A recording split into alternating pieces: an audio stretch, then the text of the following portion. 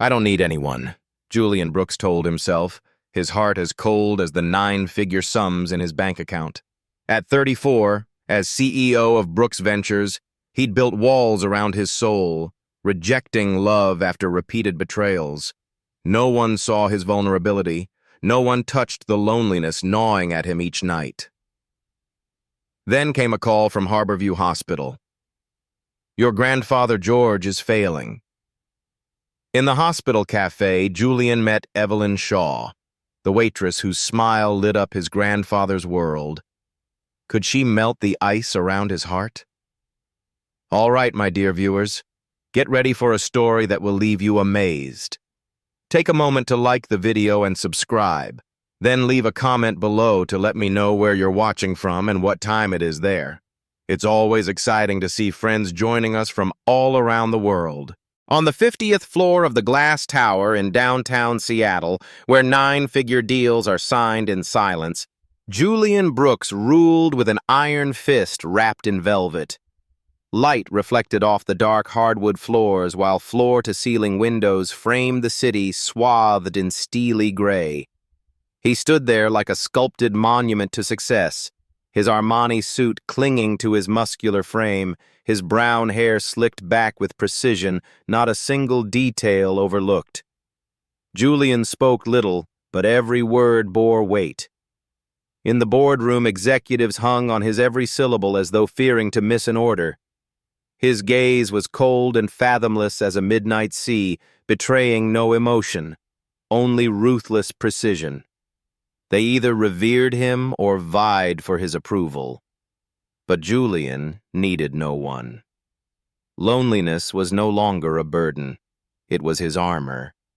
After too many betrayals by friends and calculated romances, he no longer believed in love. To him, it was a beautiful but hollow illusion. The chime of his personal phone cut through the frigid air. A strange number flashed on the screen, but the voice on the line stirred something tender in his chest. Mr. Brooks, this is Harborview Hospital. Your grandfather, George Cole, is failing. He's asking for you. His heart skipped a beat. George wasn't just his grandfather. He was the man who had taken in an orphaned child after a terrible accident. The only person who'd ever loved Julian unconditionally. Julian felt a tightening in his chest, as if a long-locked door had swung open. Without another word, he canceled every meeting, abandoned the half-signed contracts, and sped off in his black Porsche like a shadow cutting through the city. Harborview was nothing like Julian's world. Here he smelled antiseptic, heard the hurried footsteps of nurses, and saw anxious hugs. He strode down the long corridor, uncertain what waited at its bright, sterile end. In a small cafe tucked inside the hospital, he halted at the sight of George, frail in a wheelchair, more diminutive than he remembered, hair silvery white, yet still smiling with eyes that sparkled. Across from him sat a young woman in a blue uniform, her blonde hair tied high, her blue eyes as clear as a summer sky, untouched by deceit. She was telling him a story. He laughed, a pure, dry sound that warmed the air like an old hearth in a wooden cabin. Julian lingered silently, an outsider before a sacred rite. When the woman looked up, her gaze was steady and unafraid. There was no flicker of recognition, no awareness that he was Julian Brooks, billionaire CEO wielding immense power. Only a simple, gentle, authentic look. I'm Evelyn, she said, her smile softening the space between them. I work here. Mr. George is my favorite customer. Julian said nothing. 100 thoughts crowded his mind. Unsigned contracts, perpetual suspicions. But Evelyn belonged to none of it. And perhaps that was why she unsettled him. Her presence was like a crack in the thick ice he'd spent a decade building.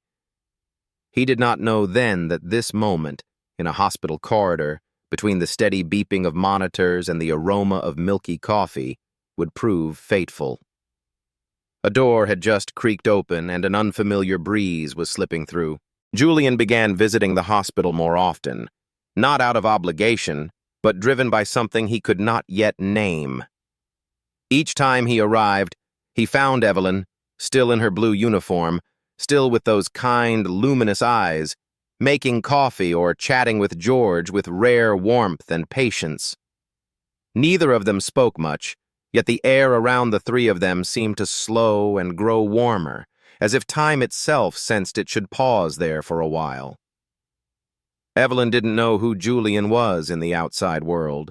To her, he was simply George's quiet, thoughtful grandson. She never asked about his work, his empire, or the figures behind his name.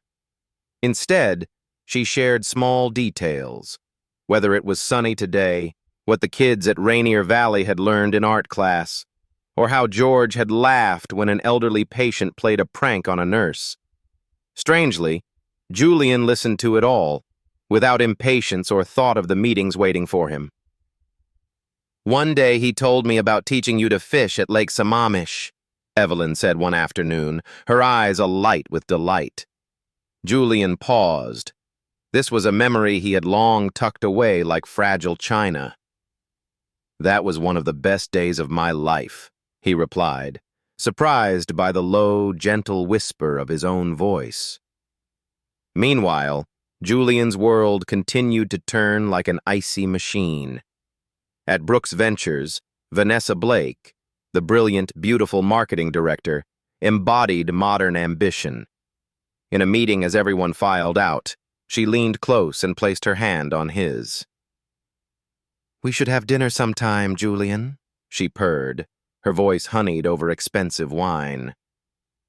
But that calculated look in her eyes, measuring his power, his worth, no longer moved him. He had grown accustomed to that gaze, not seeing him as a person, but as an asset. Evelyn was different. She never recoiled from his silence, nor tried to break it. Instead, she talked about her community art project, a program where she taught children in working-class neighborhoods to paint. "They paint with what they have. Emotion, sorrow, hope," she said, eyes shining as if describing treasures more valuable than gold. Julian remained silent, but something within him was shifting. A world without calculation, an affection without exchange. One day he arrived at the hospital earlier than usual and found Evelyn unpacking a canvas in the cafe. She gently set it before George, a painting of Lake Sammamish, its strokes unrefined but full of feeling. "A boy in my art class made this for you," she told him. George examined it for a long moment, then took her thin hand in his. "You're very special, Evelyn." Julian stood close by, watching that scene, unable to look away. Not because of the painting or George's words, but because of the selfless sincerity unfolding before him. A simple act of kindness so poignant it hurt. He could not recall the last time anyone had touched his heart so genuinely. He had grown used to gifts laced with ulterior motives and compliments wrapped in personal gain. That day, when he left the hospital, he did not drive back to the office. Instead, he lingered in the parking lot, letting the wind stir his coat and silence engulf his mind. Evelyn did not know he was a billionaire. She did not need to. And perhaps, for the first time in his life, he did not want that fact to matter. Something was kindling, a fragile spark, yet real. And for the first time in many years, Julian allowed himself a small hope that true affection could exist. Not for advantage, not for the name Brooks, but for the man he truly was. Driven by curiosity and an indescribable longing, Julian decided to step beyond his comfort zone. One Saturday afternoon, he drove to Rainier Valley, a neighborhood he had only known through news reports and real estate briefs.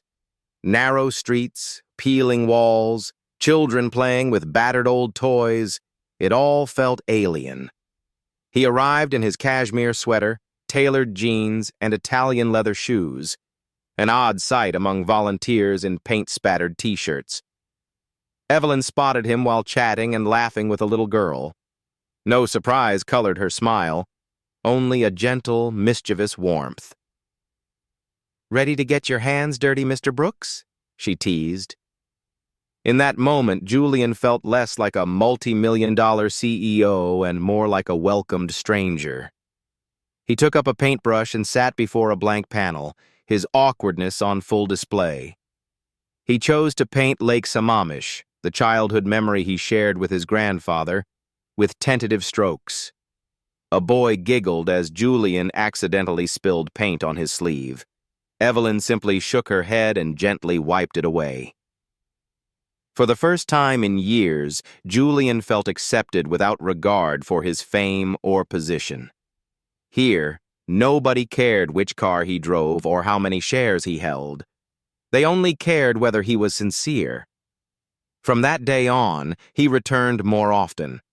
No longer just an observer, he helped set up tables and chairs, mixed paints, even mopped floors after class. Evelyn never asked why, nor did she stop him. She simply continued her work, brimming with energy, looking at each child as if they were the most precious thing in the world.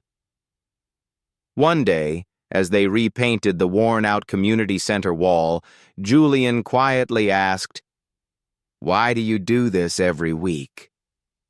Evelyn paused, met his gaze, and replied in a voice as soft as the late afternoon sun, "I grew up here. I know what it's like to have nothing to dream about. Art can't change the whole world, but if a child smiles, if they find a glimmer of hope, that's enough." Her answer left Julian speechless. He, accustomed to metrics, ROI charts, investment valuations, had no way to quantify what she'd just described. Yet his heart understood, and it left him unsettled. He began to change.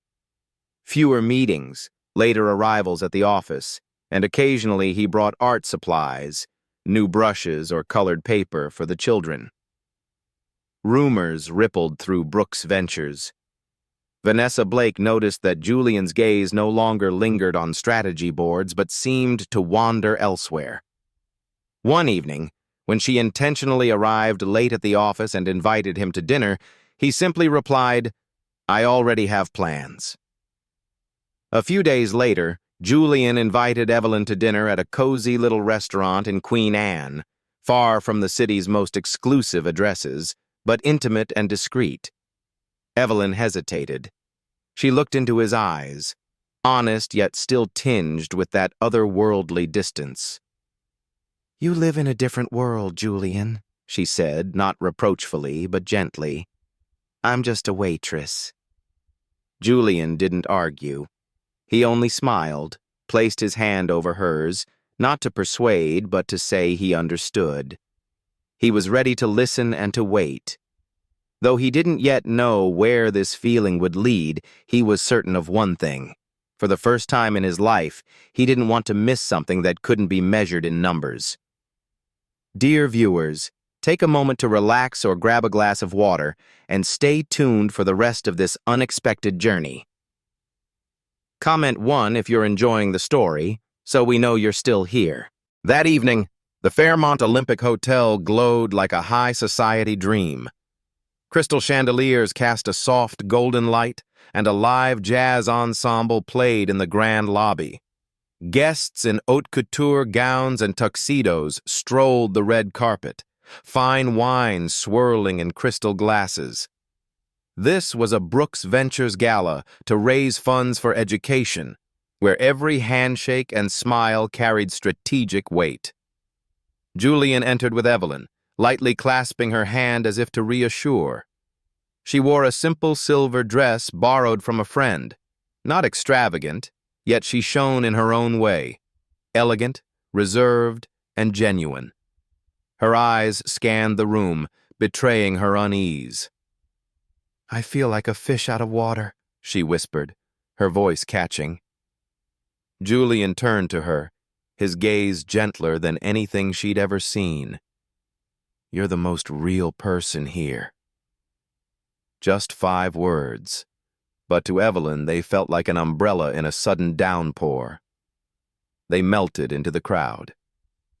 Julian introduced her as a special friend. No titles, no fanfare.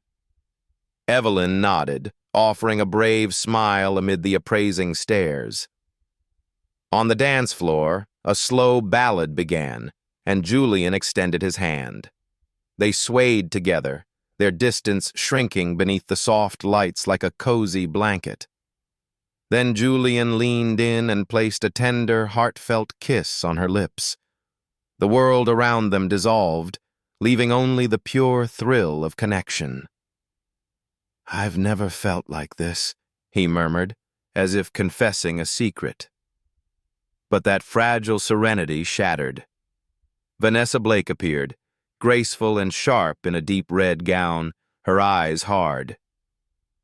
"Julian, investors are asking for you," she said, not waiting for refusal as she tugged him away like an urgent duty. Evelyn was left alone, a wildflower amid imported roses. She considered slipping toward the dessert table, invisible again, when Vanessa reappeared. With Julian gone, her tone turned sweet, yet glacial. "You're very charming," Vanessa said, eyes grazing Evelyn's silver dress to her borrowed shoes. "But Julian needs someone who belongs in this world, someone who can walk beside him without raising questions." Evelyn pressed her lips together, refusing to answer, meeting that calculating gaze with calm. But Vanessa pressed on. "The Cole family's expectations are clear. They want someone who fits their image, their vision. I'm afraid you're not that person. We were once a couple, you know." Her final words cut deep. Evelyn nodded once, then turned away.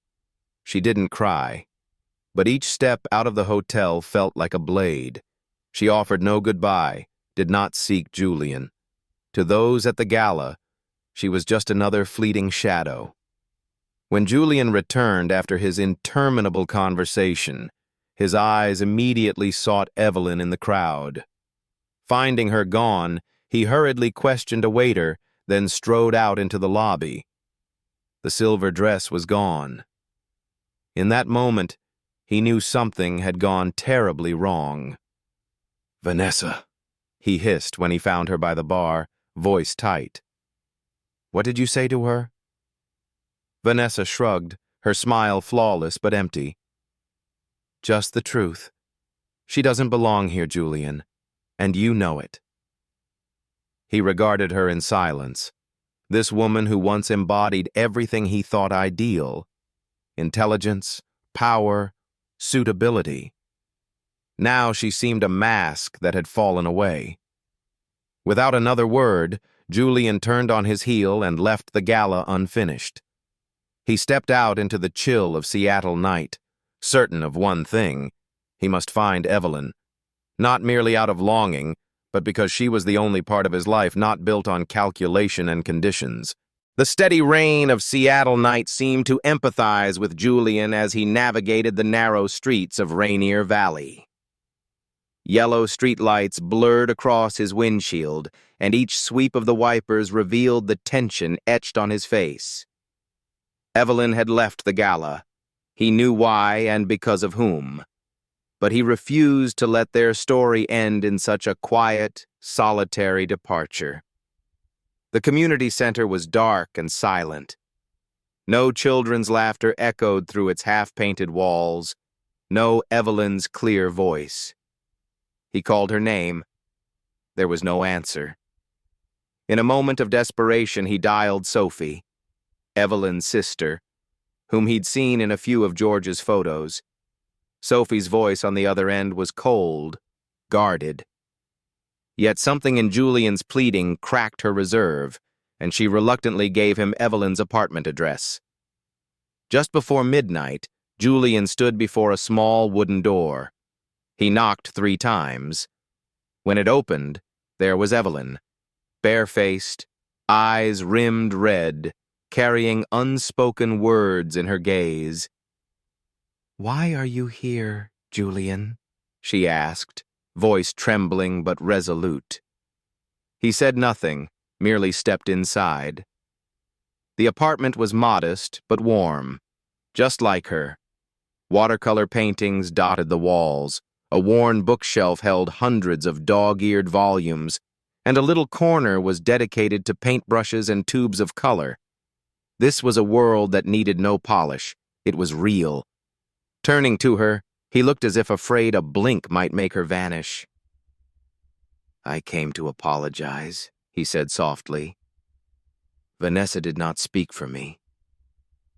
And she was wrong. Wrong about everything between us." Evelyn shook her head. She did not cry, but her eyes were sadder than any reproach. "But she was right about one thing. I don't belong in your world.